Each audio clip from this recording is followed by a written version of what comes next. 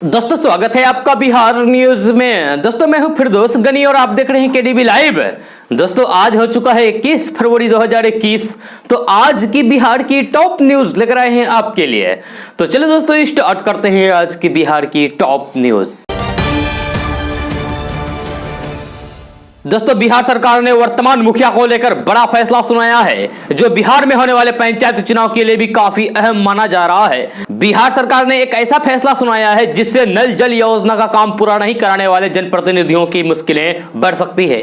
जी हां, दरअसल बिहार सरकार ने यह तय किया है कि बिहार सरकार के 7 निश्चय पार्ट 1 के तहत हर घर नल का जल योजना का काम पूरा नहीं कराने वाले लोग पंचायत चुनाव हो या फिर नगर निकाय चुनाव नहीं लड़ पाएंगे। जी हां, अगर उनका रिपोर्ट कार्ड नल जल योजना को लेकर खराब रहा तो फिर जनप्रतिनिधि नगर निकाय और फिर पंचायत का चुनाव नहीं लड़ पाएंगे। इस फैसले का आगामी बिहार पंचायत चुनाव और नगर निकाय चुनाव पर भी बड़ा असर पड़ने वाला है। जी हां, पंचायत स्तर तक नल जल योजनाओं को पहुंचाने और फिर उसका लाभ पहुंचाने के लिए सरकार के इस फैसले से जहां जनता खुश होगी, वही वैसे जनप्रतिनिधियों की रातों की नींद हराम हो जाएगी जिन्होंने अब तक इस योजना पर पंचायत में काम नहीं करवाया है। दोस्तों बिहार के वित्त मंत्री द्वारा पेश किए गए नए आर्थिक सर्वेक्षण में बिहार की अर्थव्यवस्था की विषमता निकलकर सामने आई है। जहां बिहार के सभी 38 जिलों की रैंकिंग में कुछ जिलों के लोगों की प्रति व्यक्ति आय जहां 1 लाख से ऊपर है, वहीं कुछ जिलों के लोगों की आय 1000 पर ही सीमित है। जी हां, 2019-20 के आर्थिक सर्वेक्षण में राज्य के प्रति व्यक्ति आय 31,287 रुपए है। जी हां, इस सर्वेक्षण में पटना सबसे अमीर जिला घोषित हुआ है, जहां के लोगों के प्रति व्यक्ति आय 1,12,604 रुपए हैं। किशनगंज के लोगों के प्रति व्यक्ति आय 19,313 रुपए हैं। जी हां, आर्थिक सर्वेक्षण के मुताबिक अमीर जिलों में पटना के बाद बेगूसराय दूसरे नंबर पर है, जहां के लोगों के प्रति व्यक्ति आय 54,440 रुपया है। जी हां, शिवहर जिला सबसे गरीब जिले में शामिल हुआ है, जहां के लोगों के प्रति व्यक्ति आय सिर्फ 17,569 रुपए है। शिवहर के साथ अररिया और किशनगंज भी सबसे पिछड़ा और गरीब जिलों में शामिल हो गया है। जी हां, अररिया के लोगों के प्रति व्यक्ति आय 18,981 रुपए, तो किशनगंज के लोगों के प्रति व्यक्ति आय 19,313 रुपए है। आर्थिक सर्वेक्षण में जिलों के आर्थिक स्थिति और अमीर गरीब की पहचान के लिए 3 सूचकांकों को पैमाना बनाया गया है। इसके तहत लोगों के द्वारा पेट्रोल, डीजल और घरेलू गैस की खपत और लोगों द्वारा किए गए लघु बजट आधार हैं। जी हां, जिस जिले के लोगों के द्वारा सबसे ज्यादा पेट्रोल, डीजल और गैस की खपत हुई है, उसे अमीर जिलों में शामिल किया जाता है। जी हां, इस सर्वेक्षण के मुताबिक पटना के साथ मुजफ्फरपुर, वैशाली जिले में पेट्रोल की सबसे ज्यादा खपत हुई है, जबकि शिवहर, बांका और लखीसराय जिले में पेट्रोल की सबसे कम खपत हुई है। जी हां, घरेलू गैस के मामले में पटना, नालंदा और सारण सबसे आगे हैं, जबकि अररिया, किशनगंज और बांका सबसे कम खपत करने वाले जिले हैं। दोस्तों राज्यपाल फागू चौहान ने चुनाव के दौरान जदयू और बीजेपी के किए गए वादे को आगे बढ़ाते हुए 20 लाख रोजगार सृजन की बात कही है। जय शुक्रवार को विधानमंडल के दोनों सदनों को संबोधित करते हुए राज्यपाल फागू चौहान ने कहा कि रोजगार के लिए कौशल विकास का प्रशिक्षण देना लक्ष्य है। युवा अगर अपना रोजगार करना चाहे तो 5 लाख रुपए अनुदान और फिर 1% ब्याज पर अतिरिक्त 5 लाख का ऋण मिलेगा। जी हां, राज्यपाल फागू चौहान ने करीब 40 मिनट के अभिभाषण में सरकार की उपलब्धियों का उल्लेख करते हुए खुशहाली के सपने दिखाए हैं। जी हां, उन्होंने कहा है कि सरकार की प्राथमिकता हर खेत को पानी, शिक्षा में सुधार और रोजगार सृजन है। जी हां, सरकार हर पंचायत में माध्यमिक विद्यालयों की स्थापना कर रही है। 94,000 प्रारंभिक और 30,020 प्राथमिक शिक्षकों के नियोजन की प्रक्रिया जारी है। इसमें महिलाओं को 50% आरक्षण दिया गया है। जी हां, अन्य सरकारी नौकरियों में 35% आरक्षण का प्रावधान है। 7 निश्चय पार्ट 2 में महिला, युवा, किसान समेत 7 महत्वपूर्ण बिंदुओं पर काम किया जा रहा है। जी हां, उन्होंने कहा है कि 5,082 पंचायतों में माध्यमिक विद्यालय स्थापित किए गए हैं, जबकि 3,084 स्कूल नए माध्यमिक विद्यालयों में पढ़ाई शुरू हो चुकी है। दोस्तों किसानों को प्रधानमंत्री किसान सम्मान निधि योजना की 8वीं किस्त जल्द ही जारी होने वाली है। जी हां, सरकार मार्च के अंत में पीएम किसान की 8वीं किस्त जारी कर सकती है। जी हां, 20 दिसंबर 2020 को इस योजना की 7वीं किस्त जारी की गई थी। जी हां, इस स्कीम के तहत जरूरतमंद किसानों को साल में 6,000 रुपए उनके खाते में डायरेक्ट ट्रांसफर की जाती है। जी हां, किसानों को 3 किस्तों में मिलती है। ये रकम साल में 3 किस्तों में दी जाती है। जी हां, 2,000 रुपए की 3 किस्तों में किसानों को यह रकम मिलती है, यानी कि हर 4 महीने में किसानों के खाते में यह पैसा यानी कि 2,000 रुपए ट्रांसफर की जाती है। दोस्तों 1 अप्रैल 2021 से नया वित्त वर्ष शुरू होगा और इस नए साल से कई सारे बदलाव भी देखने को मिल सकते हैं जो आपकी जेब पर बड़ा असर डालेंगे। चाहे मोबाइल फोन से बात करना हो या डेटा इस्तेमाल करना, या फिर अगर आप नौकरी करते हैं तो फिर आपकी सैलरी स्ट्रक्चर से लेकर काम के घंटों तक में बदलाव देखने को मिल सकता है। दरअसल श्रम एवं रोजगार मंत्रालय ने 4 श्रम संहिता के तहत नियमों को अंतिम रूप दिया है। यह 1 अप्रैल 2021 से नए श्रम कानून को लागू करने की तैयारी में है। वही दूरसंचार सेवा देने वाली कंपनियां इस साल 1 अप्रैल से कॉल दरों में वृद्धि करने की तैयारी में है। दोस्तों इंटरनेट पर आपने पक्षियों के कई वायरल वीडियो देखे होंगे, जी हां, लेकिन क्या आपने कभी किसी पक्षी को चोरी करते हुए देखा है? जी हां, सोशल मीडिया पर एक वीडियो तेजी के साथ वायरल हो रहा है जिसे देखकर आपको अपनी आंखों पर यकीन नहीं होगा। यह वीडियो में एक पक्षी चिप्स की पैकेट को चुराकर भागते हुए नजर आ रहे हैं। जी हां, इस वीडियो को आईपीएस अधिकारी दीपांशु काबरा ने ट्वीट करके शेयर किया है। जी हां, और इसके साथ कैप्शन में लिखा है कि सबसे प्यारा चोर। जी हां, इस वीडियो को देखकर एक और जहां सोशल मीडिया यूजर्स हैरान नजर आ रहे हैं, तो वही दूसरी तरफ इन्हें इस वीडियो को देखकर मजा भी आ रहा है। जी हां, वीडियो में देखा जा सकता है कि एक पक्षी चोरी छिपे एक रेस्टोरेंट में दाखिल हो रहा है, वो भी दबे पांव रेस्टोरेंट के भीतर जाता है। जी हां, और जहां चिप्स के पैकेट रखे हुए हैं वह पहुंचता है। इसके बाद वह चुपके से अपनी चोंच में एक चिप्स का पैकेट दबा लेता है और बड़ी ही तेजी के साथ, यानी कि बड़ी तेज रफ्तार में वह वहां से भागने लगता है। जी हां, मस्त अंदाज में बड़े ही आराम से चोरी करके यह पक्षी रेस्टोरेंट से निकल जाता है और लोग उसे देखते ही रह जाते हैं।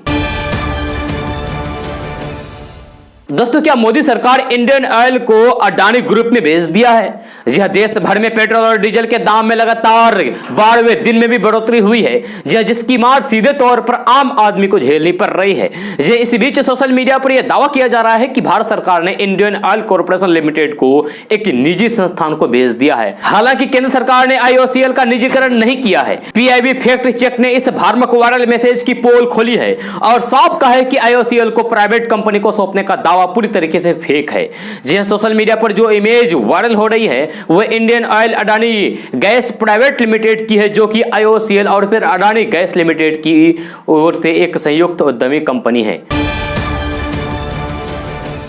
दोस्तों पश्चिम बंगाल के दक्षिण 24 परगना जिले के नामखाना में जब अमित शाह परिवर्तन यात्रा को झंडा दिखाकर रवाना करने से पहले एक सभा को संबोधित कर रहे थे, उसी दौरान एक महिला इंदिरा मैदान में बने बैरिकेडिंग पर चढ़कर गृह मंत्री अमित शाह को काला झंडा दिखाने लगी।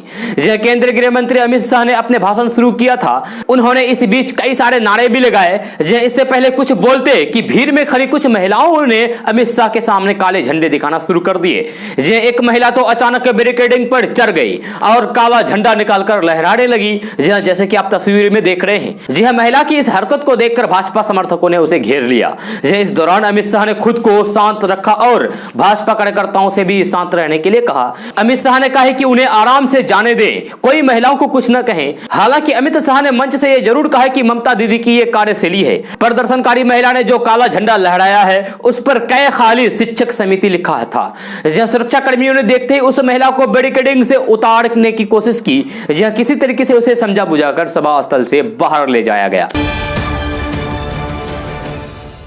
दोस्तों देश में लगातार आसमान छूती जा रही पेट्रोल और डीजल की कीमतों को लेकर कांग्रेस ने केंद्र सरकार पर जमकर हमला बोला है। कांग्रेस प्रवक्ता रणदीप सुरजेवाला ने आरोप लगाया है कि मई 2014 से आज तक पेट्रोल डीजल पर टैक्स लगाकर जनता से 21,50,000 करोड़ रुपए की लूट की गई है। साथ ही कांग्रेस ने बीजेपी को नया नाम दिया है और यह नाम है भयंकर जनता लूट पार्टी, यानी कि भाजपा। सुरजेवाला ने कहा है कि 12वें दिन से लगातार देश में पेट्रोल डीजल की कीमत बढ़ रही है। 1 मई 2019 के बाद आज तक पेट्रोल की कीमत में 15 रुपए 31 पैसा प्रति लीटर, डीजल की कीमतों में 15 रुपए 33 पैसे प्रति लीटर बढ़ाई जा चुकी है।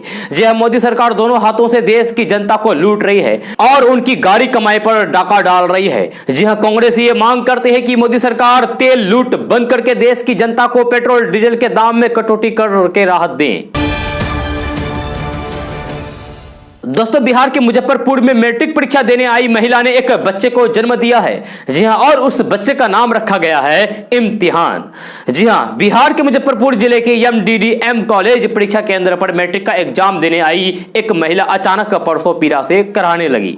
जी हां, आनंद फानन में उसे अस्पताल ले जाया गया, जहां शाम को उसने एक बच्चे को जन्म दिया, जिसका नाम उसने इम्तिहान रखा है। दोस्तों बिजली बकाया वसूलियों को लेकर बिजली विभाग इतना सख्त हो गया है कि एक साथ पूरे गांव की बिजली काट दिया। इससे बिल जमा करने वाले ग्रामीणों को भी परेशानी झेलनी पड़ी। मामला बिहार के बिहार शरीफ के रहुई प्रखंड के हुसैनपुर गांव का है। यहां के 90% लोगों की बिजली बिल बकाया था। विभाग की ओर से कई बार बकाया रुपया के लिए कहा भी गया था। जब लोगों ने नहीं सुनी तो फिर 3 दिन पहले बिजली विभाग ने गांव की सभी 700 घरों की बिजली एक साथ काट डाली। जी हां, जिससे गांव की लगभग 5000 की आबादी 72 घंटे अंधेरे में डूबी रही। मोटर नहीं चल सका तो इस दौरान पेयजल सप्लाई भी ठप हो गई। गांव वालों ने किसी तरीके से 3 दिन अंधेरे में काटे। इस बात की जानकारी जब मीडिया को लगी तो विभाग की वरिष्ठ पदाधिकारी के आदेश पर आनंद फानंद में शुक्रवार को गांव की बिजली फिर से बहाल कर दी गई। हालांकि इसका फायदा यह रहा है कि कुल बकाये का 30% विभाग के खाते में जमा हो गया। हालांकि एक साथ पूरे गांव की बिजली काटने के सवाल पर बिजली विभाग के तमाम अधिकारी चुप्पी साधे हैं। कोई कुछ भी बोलने को तैयार नहीं है। दोस्तों राजस्थान के श्री गंगानगर में पेट्रोल की बढ़ती कीमतों को लेकर प्रधानमंत्री नरेंद्र मोदी की मिमिक्री करके वीडियो शूट करने वाला कॉमेडियन श्याम रंगीला को काफी महंगा पड़ गया है। श्याम रंगीला ने श्री गंगानगर में हनुमान नगर रोड पर एक पेट्रोल पंप पर इस वीडियो को शूट किया गया था। पेट्रोल पंप मालिक सुरेंद्र अग्रवाल ने कॉमेडियन श्याम रंगीला पर केस दर्ज कराने की मांग की है। मिली जानकारी के मुताबिक प्राइवेट तेल कंपनी के दबाव में पेट्रोल पंप मालिक ने श्याम रंगीला पर केस दर्ज किए जाने की मांग की है। खबर के मुताबिक तेल कंपनी ने पेट्रोल पंप मालिक से यह भी कहा है कि अगर रंगीला के खिलाफ मुकदमा दर्ज नहीं कराया गया तो वे पेट्रोल डीजल की सप्लाई बंद कर देंगे, पंप को देना बंद कर देंगे। आपको बता दें कि श्याम रंगीला ने पेट्रोल डीजल की आसमान छूती कीमतों को लेकर एक वीडियो शूट किया था, जिसमें उन्होंने प्रधानमंत्री नरेंद्र मोदी के अंदाज में कहा था कि मेरे प्यारे देशवासियों, राजस्थान के श्री गंगानगर की जनता का गर्व से सीना चौड़ा हो गया है। यहां पर पेट्रोल की कीमत 100 रुपए को छू गई है। भाइयों बहनों, आजाद भारत के इतिहास में आज तक ऐसी कोई भी सरकार नहीं आई है जो पेट्रोल को उसकी असली कीमत दिलवा पाए। पेट्रोल को उसका हक हमने दिलवाया है। यह वीडियो मशहूर कॉमेडियन श्याम रंगीला ने सोशल मीडिया पर पोस्ट किया था। दोस्तों बिहार बोर्ड के मैट्रिक की सोशल साइंस की परीक्षा रद्द करा दी गई है। परीक्षा रद्द होने की खबर सुनते ही छात्रों का गुस्सा फूट पड़ा। शनिवार की सुबह पटना के एसके पुरी थाने के सामने 300 से अधिक की संख्या में छात्रों ने जमकर उत्पात मचाया। छात्रों ने ईंट पत्थरों से गाड़ियों को निशाना बनाया। एएन कॉलेज के बाहर छात्रों ने मैट्रिक परीक्षा के तीसरे दिन कन्वेंशन पेपर लीक होने के विरोध में कई गाड़ियों में जमकर तोड़फोड़ की है। इसके बाद मौके पर पहुंची पुलिस ने मामले को शांत कराई। फिलहाल घटना के बाद मौके पर स्थिति तनावपूर्ण है। ऐसे में भारी संख्या में पुलिस बल को मौके पर तैनात कर दिया गया है। आपको बता दें कि मैट्रिक परीक्षा का आज चौथा दिन है। कॉलेज में अंग्रेजी की परीक्षा चल रही थी। इसी दौरान सुबह 8:45 के करीब 300 की संख्या में छात्रों ने गेट के बाहर तोड़फोड़ करना शुरू कर दिया। इसके बाद वे ईंट पत्थर फेंकने लगे। इस बीच रास्ते से गुजर रहे कुछ राहगीरों की गाड़ियों को पूरी तरीके से तोड़ डाला। जैसे आप फोटो में देख रहे हैं, इसमें एक क्रेटा कार और एग्निस कार के शीशे तोड़ डाले। छात्रों ने ईंट और रोड से कई गाड़ियों पर हमला किया। इसमें एक नगर निगम की गाड़ी भी शामिल है। दोस्तों गर्लफ्रेंड को गिफ्ट देने और महंगे शौक पूरा करने के लिए मोबाइल झपट्टा मार गैंग राजधानी पटना में लगातार घटनाओं को अंजाम दे रहा है। पटना में मोबाइल झपट्टा मारकर भागने की घटनाओं में इजाफा हुआ है। हालांकि रंगे हाथ कई अपराधी को पुलिस ने गिरफ्तार भी किया है। मोबाइल झपट्टा मारकर गैंग के अपराधियों ने पुलिस के गिरफ्त के बाद चौंकाने वाले खुलासे किए हैं। ज्यादातर आरोपियों की उम्र 18 से 25 वर्ष के बीच है। इन्होंने पुलिस को बताया कि ब्रांडेड कंपनी के कपड़े, जूते, घड़ी पहनने के लिए वे ऐसी घटनाओं को अंजाम देते हैं। जबकि कई आरोपियों ने यह खुलासे किए हैं कि गर्लफ्रेंड को तोहफा देने के लिए वे मोबाइल झपट्टा मारकर उसे बेचते हैं। दोस्तों कल भारतीय किसान यूनियन के राष्ट्रीय प्रवक्ता राकेश टिकैत ने कहा है कि किसान आज 70 साल से घाटे की खेती कर रहा है। किसानों को एक फसल की कुर्बानी देनी पड़ेगी और इसके लिए किसान तैयार हैं। अगर फसल ज्यादा मजदूर लगाकर काटनी पड़ेगी तो भी कटेगा। फसल की वजह से आंदोलन कमजोर नहीं होगा। उन्होंने कहा है कि सरकार किसानों के सब्र का इम्तिहान ले रही है। उन्होंने कहा है कि कानून वापसी तक किसान कहीं जाने वाला नहीं है। जहां कानून वापसी ही किसानों की घर वापसी संभव है। इसके साथ ही उन्होंने कहा है कि सरकार को एमएसपी पर कानून बनाना ही होगा और कानून बनाकर इसे लागू करना ही होगा। जी हां, राकेश टिकैत ने गुरुवार को कहा था कि केंद्र सरकार किसी भी गलतफहमी में नहीं रहना चाहिए कि किसान फसल की कटाई के लिए वापस जाएंगे। यदि वे मजबूर करेंगे तो हम अपनी फसलों को जला देंगे। जी हां, उन्हें यह नहीं सोचना चाहिए कि विरोध 2 महीने में खत्म हो जाएगा। हम फसल के साथ साथ विरोध करेंगे। हरियाणा के हिसार जिले के खड़गपुनिया में आयोजित किसान महापंचायत को संबोधित करते हुए राकेश टिकैत ने कहा था कि फसलों की कीमतों में वृद्धि नहीं हुई है, लेकिन ईंधन की कीमतें बढ़ गई है, यानी कि पेट्रोल डीजल की कीमतें बढ़ गई है। केंद्र ने स्थिति को बर्बाद कर दिया है। यदि जरूरत हुई तो हम अपने ट्रैक्टरों को पश्चिम बंगाल में भी ले जाएंगे, क्योंकि वहां पर भी किसानों को एमएसपी नहीं मिल रही है। दोस्तों, पश्चिम बंगाल में ममता बनर्जी की घर में चुनौती देने का मन बना चुके असदुद्दीन ओवैसी की पार्टी एआईएमआईएम असम और फिर केरल में चुनाव नहीं लड़ेगी। जी हां, लेकिन छोटे दलों की हर चाल पर बड़े दलों की नजर है। जी हां, बिहार चुनाव में महागठबंधन का हिस्सा रही कांग्रेस धोखा खाने के बाद गठबंधन के गुना भाग में छोटे दलों की भूमिका पर खास ध्यान दे रही है। वही भाजपा की निगाहें भी एक बड़े समुदाय तक पहुंचने के लिए स्थानीय छात्रों पर है। जी हां, छात्रों का कहना है कि किन दलों के साथ मिलकर बड़े राजनीतिक दल चुनाव लड़ेंगे, ये तो महत्वपूर्ण होगा ही। जी हां, ये भी अहम है कि किन दलों को दूसरे का खेल बिगाड़ने के लिए समर्थन दिया जा रहा है। असम में कांग्रेस ने बंगाली मुसलमानों में वर्चस्व रखने वाले बदरुद्दीन अजमल की पार्टी एआईयूडीएफ के साथ अन्य छोटे दलों पर भरोसा किया है। यहां ओबीसी ने सोच समझकर चुनाव से दूर रहने का फैसला किया है। जी हां, ओबीसी के न आने से यहां एक नया सियासी कोण बनने की संभावना फिलहाल नहीं दिख रही है, जबकि बंगाल का मामला दिलचस्प हो रहा है। कांग्रेस और लेफ्ट फ्रंट ने इंडियन सेकुलर फ्रंट यानी कि आईएसएफ के साथ चुनावी गठबंधन का ऐलान किया था। जी हां, अब तीनों पार्टियां मिलकर पश्चिम बंगाल में चुनाव लड़ेगी। सेकुलर फ्रंट पिछले महीने पीरजादा अब्बास सिद्दीकी ने बनाई थी। जी हां, पीरजादा अब्बास सिद्दीकी पश्चिम बंगाल के हुगली जिले में फुरपुरा शरीफ के प्रभावशाली मौलवी माने जाते हैं। जी हां, अब टीएमसी के अलावा कांग्रेस, लेफ्ट और सेकुलर फ्रंट यानी कि आईएसएफ भाजपा की लड़ाई में ओबीसी का दम किसको परेशान करेगा, यह तो फिर देखने लायक होगा। जी हां, जानकारों का कहना है कि बंगाल में ओबीसी की पार्टी कितनी सीटों पर चुनाव लड़ेगी, इस पर सभी प्रमुख दलों की निगाहें हैं। फिलहाल असम और बंगाल दोनों जगहों पर भाजपा के मुख्य प्लेयर की भूमिका में आ जाने की वजह से अन्य दल अपने क्षेत्रीय समीकरण को दुरुस्त करने में जुटे हुए हैं। दोस्तों, बिहार में नीतीश के मंत्री ने एक बेहद ही उत्पटांग सा बयान दिया है, जी हां, जिससे चारों तरफ किरकिरी हो रही है। आप भी सुनेंगे तो आप भी हैरान रह जाएंगे। जी हां, मंत्री जी ने कहा है कि लोगों को महंगाई की आदत हो जाती है, इससे जनता को परेशान नहीं है। जी हां, महंगाई के मामले पर पर्यटन मंत्री नारायण प्रसाद द्वारा दिया गया बयान चर्चा में है। जी हां, पत्रकारों से बातचीत में मंत्री बोल गए कि महंगाई की आदत लोगों को हो जाती है, इससे आम जनता को परेशान नहीं है। जी हां, अब आप ही बताइए मंत्री जी को इस मामले में आप क्या कहेंगे। जी हां, दरअसल महंगाई के मसले पर विपक्षी सदस्य विधानसभा परिषद में धरना प्रदर्शन करते हुए सरकार के विरोध में नारेबाजी कर रहे थे। विपक्ष के प्रदर्शन पर सरकार का पक्ष जानने के लिए पत्रकार ने मंत्री से जवाब मांगा। जी हां, इस पर मंत्री ने अजीबोगरीब बयान दे डाला।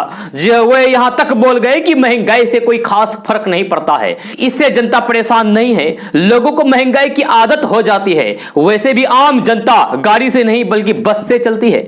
जी हां, इसलिए आम जनता को बढ़े हुए दामों में कोई भी परेशानी नहीं है। उनका इशारा पेट्रोलियम पदार्थ की कीमतों में वृद्धि की ओर था। जी हां, मंत्री जी ने कहा है कि बजट आता है तो थोड़ी महंगाई होती है, इससे खास असर नहीं होता है और लोगों को धीरे धीरे आदत हो जाती है। जी हां, आम जनता पर इसका आंशिक असर होता है।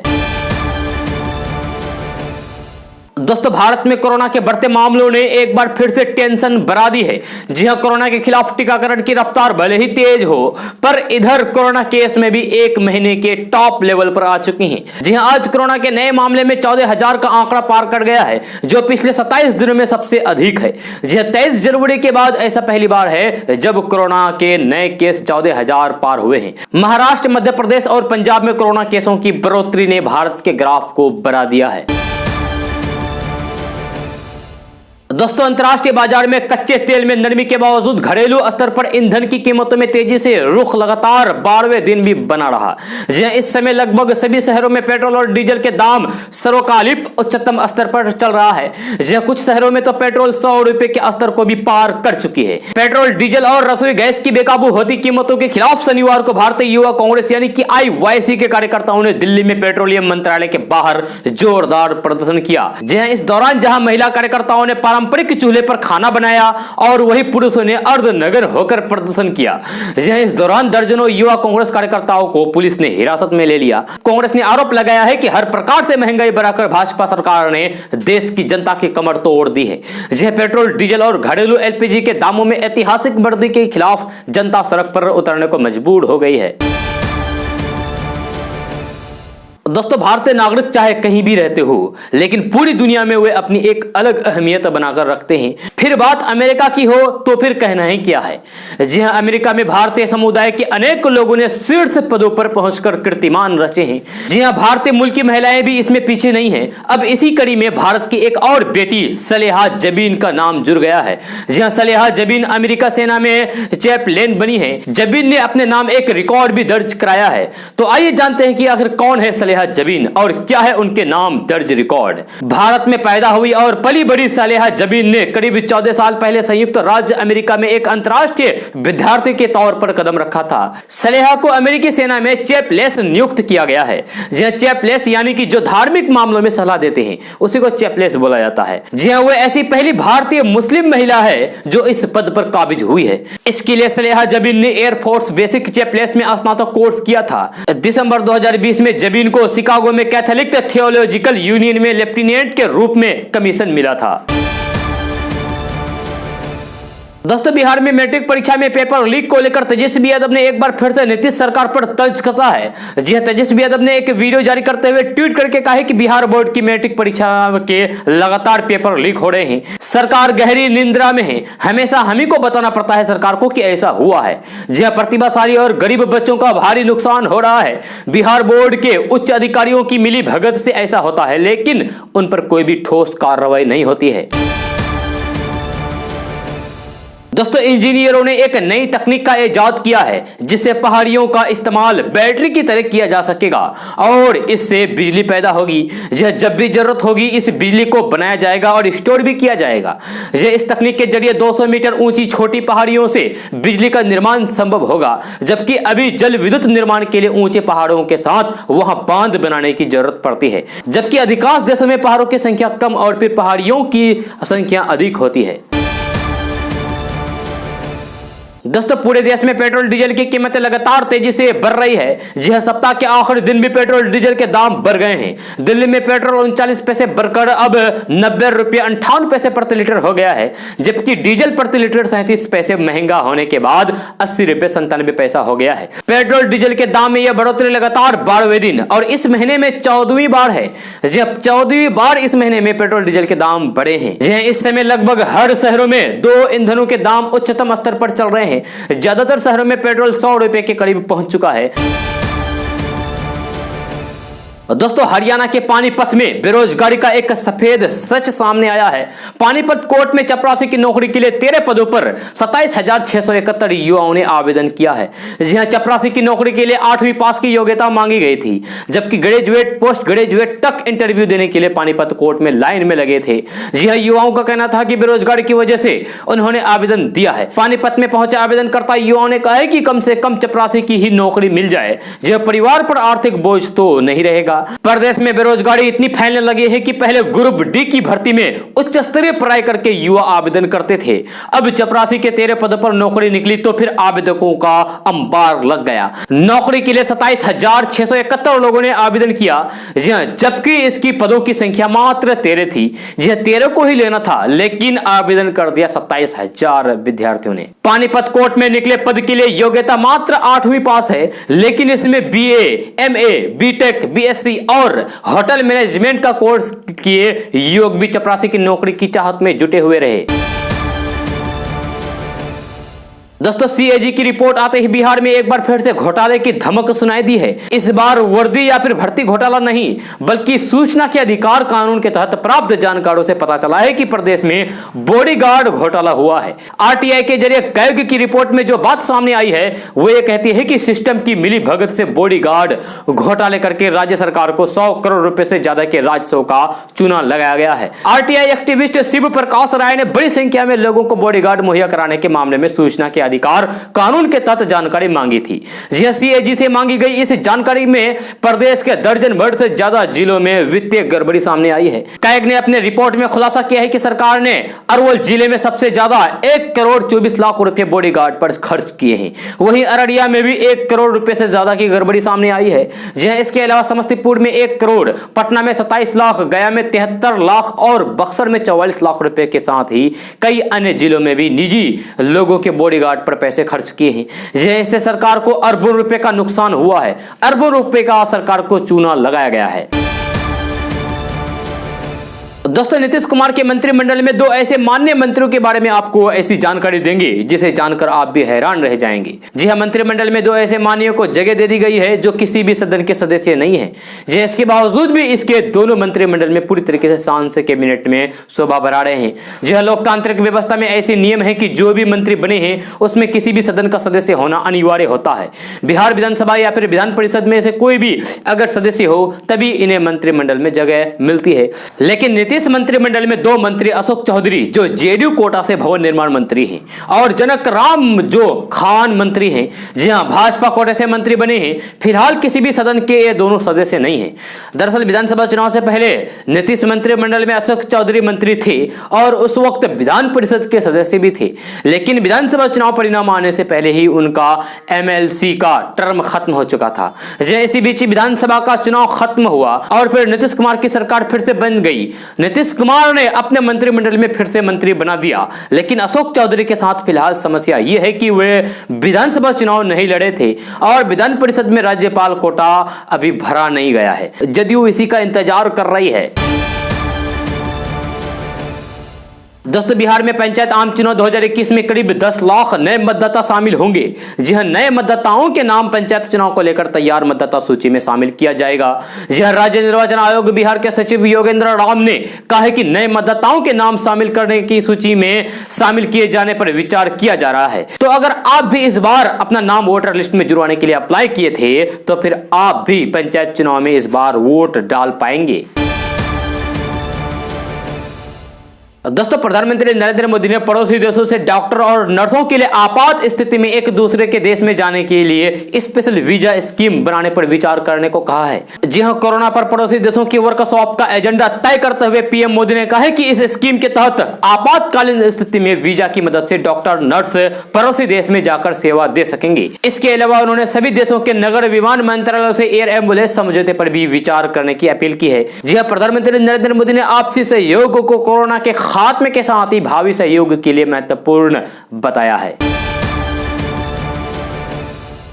दोस्तों, देश में इस समय पेट्रोल डीजल के दाम चर्चा का विषय बने हुए हैं। जी पहली बार देश में पेट्रोल ने 3 अंकों का आंकड़ा छू गया है। जी देश के कई राज्यों में अब प्रति लीटर 100 रुपए से भी अधिक पेट्रोल मिल रहा है, बिक रहा है। ऐसे में कांग्रेस महासचिव प्रियंका गांधी वाड्रा ने प्रधानमंत्री नरेंद्र मोदी की सरकार पर तंज कसते हुए कहा कि भाजपा सरकार को सप्ताह के उस दिन को अच्छे दिन घोषित करना चाहिए जिस दिन पेट्रोल डीजल के दाम में बढ़ोतरी नहीं किया हो।